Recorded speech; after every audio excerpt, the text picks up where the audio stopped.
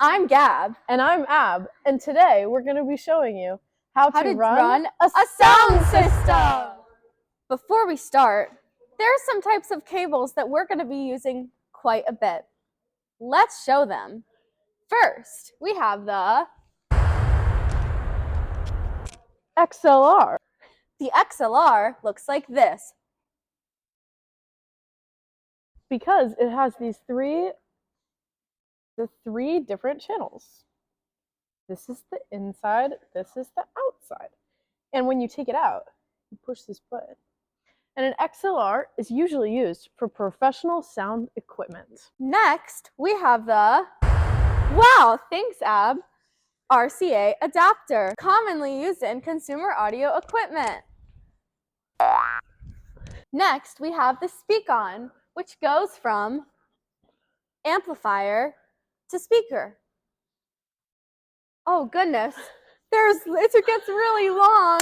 Something good about the speak-on is that that's the only time we use it, is with the amplifier to the speaker.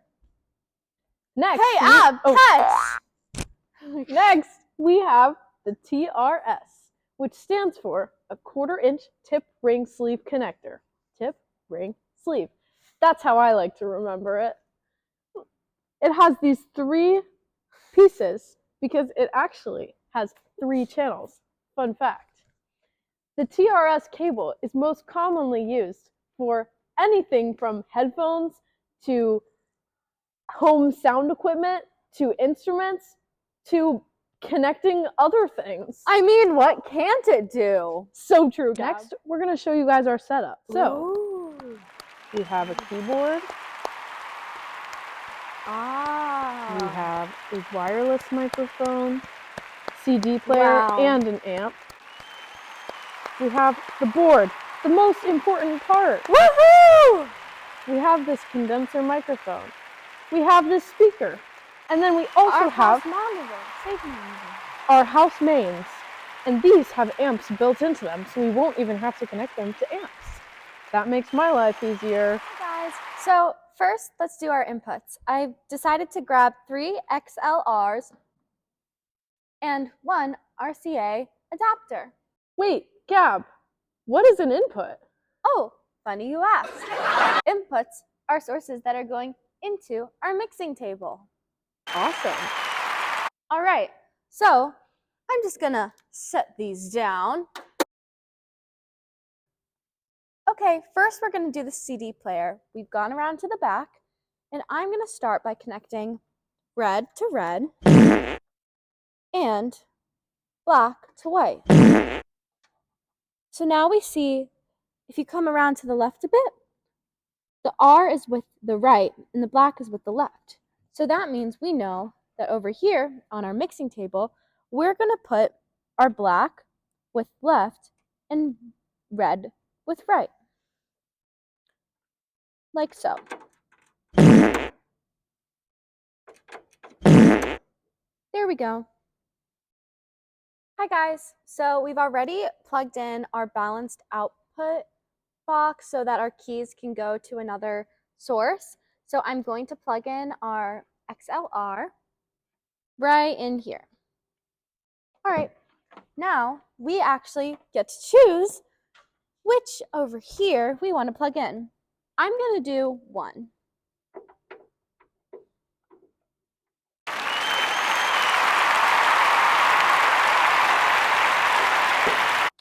Awesome. And now to make our lives easier, we're going to use our little magnets. And I'm going to put that right there. So we know that all of 1 goes to keys. Next, let's do the condenser microphone. Again, what's the difference between condenser and dynamic microphones? Ab, condenser needs phantom power. So we're going to go again with our XLR. Plug it right in there. Sorry. There we go. Now, I think I'm going to do right here. Number 2. Awesome. And now, I'm going to say condenser mic magnet right there. Back again. So this is our wireless microphone, but our power source is actually back here. So I'm going to take our XLR and put it right in there. All right, and I'm going to put it, I'm deciding, well, Abby, what should we put it in? Let's put it in 4. Okay. Now let me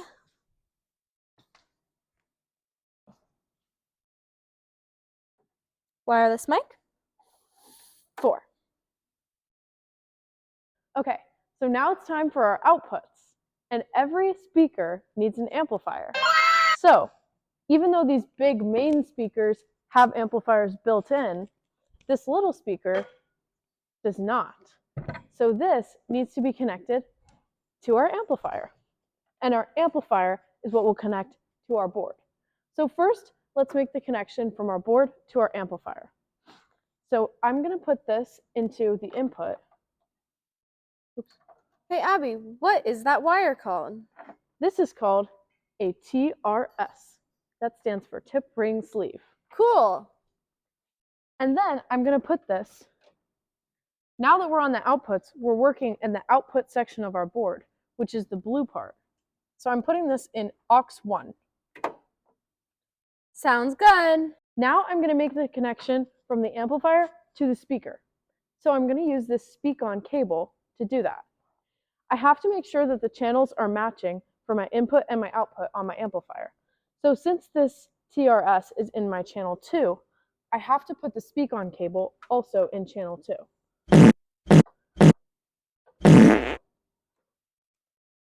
Once that's in there, I can work my way over to my stage monitor, which is my little speaker that needs the amplifier, and I can put my speak-on into the in section.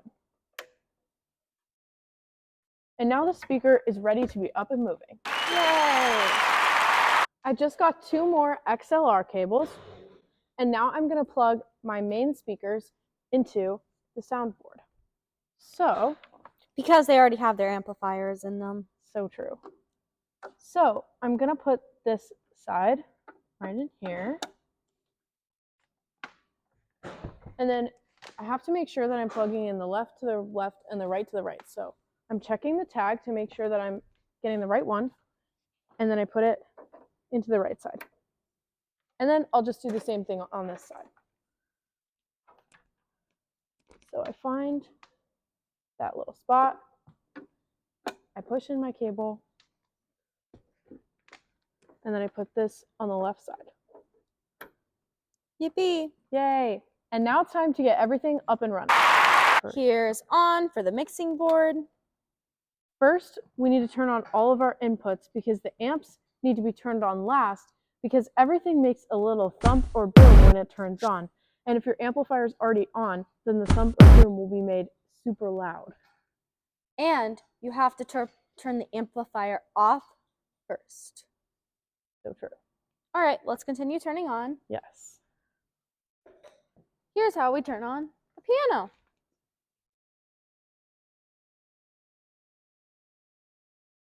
Condenser microphone. We can also turn on the CD player.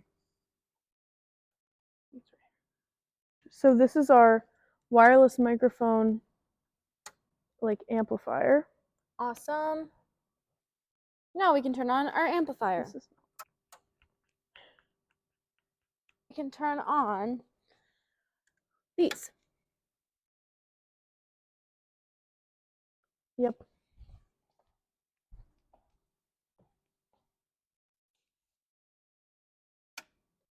The only things that we don't turn on are the microphones because they're already connected to power because the wireless is connected to its wireless box and the condenser just doesn't need it. And the stage monitor is turned on when its amplifier is turned on.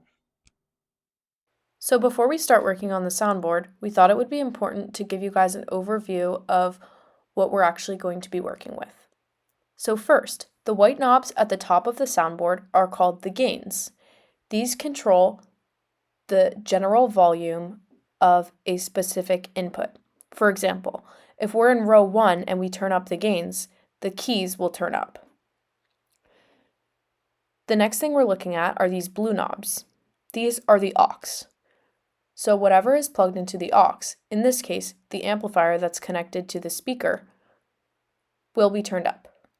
So, if you can look on the right at the blue bar with 4 aux knobs, since we are plugged into aux 1, we only need to worry about the top one. If we turn this up on the blue bar, it turns up the aux output for every input that is in the board. If we turn up the aux on just one row, that turns up the volume for just that one row. For example, if we turn up the aux on the first row, that will turn up the keys output to that little speaker. Finally, we're going to look at the stereo. The red button to the bottom left of the board controls the stereo. If you push the button down, the sound will come out of the main speakers because those are plugged into the stereo in this case. You can also adjust the stereo by moving the main red knob on the right up and down. However, you have to push the on button on the stereo knob on the right in order for the stereo to be turned on. If the button is turned on in an individual row, but not on the right side, nothing will come out of the main house speakers, because that's what's plugged in this case. All right, now we're gonna do turning on the keys. Clicking on, doing my gains up, aux 1 up, and this guy up. It should come out of my main speaker. Yippee, it does. Now let's do out of the mains. Click down on stereo, click on for stereo, turn this guy up, and now let's try. It does it, yay. All right, now let's do condenser mic. On for phantom power, on for my condenser mic, and let's try. Test, test, test, test. There we go. Let's do my wireless mic. On.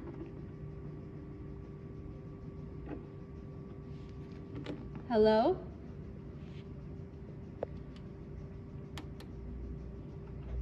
Hello, hello, hello. There we go. Let's do our CD player. On.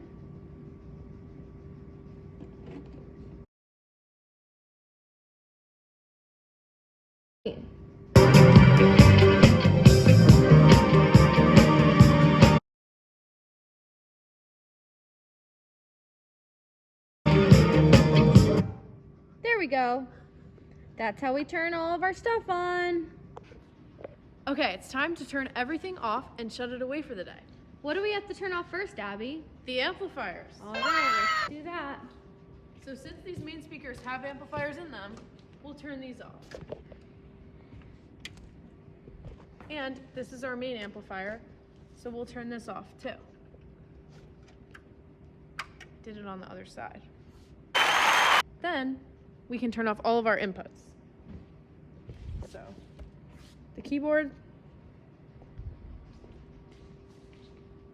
this wireless mic, Our CD player. Yeah, and that's all of them. Oh, and we need to turn off the board, of course. So that's just the switch on the back. And everything's off. We made sure we put our stickers all back where they go. And now we'll take all of our cords out. Then we'll show you how to wrap them.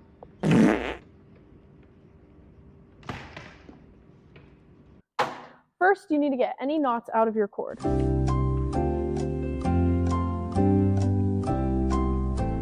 Once you've done that, pick a side to start on. Hold the end. Fold it around itself, and as you go, twist it in your fingers. This makes sure that it will stay in an even twist. Make sure that every time you coil it, it is the same size as it was before. Once it's all done, make sure it's wrapped around itself. Then find a surface to lay it down on. Put it down and take your string that's already tied around your rope and tie it around all of the coils to make sure that they all stay in place. Tie a bow or a loose knot to make sure that it can easily come undone the next time you need to use your cord, and hang it back up. And that's how we wrap our cords. All right, we're gonna finish cleaning everything up and wrapping up all of our cords. Thanks for watching our video. Bye.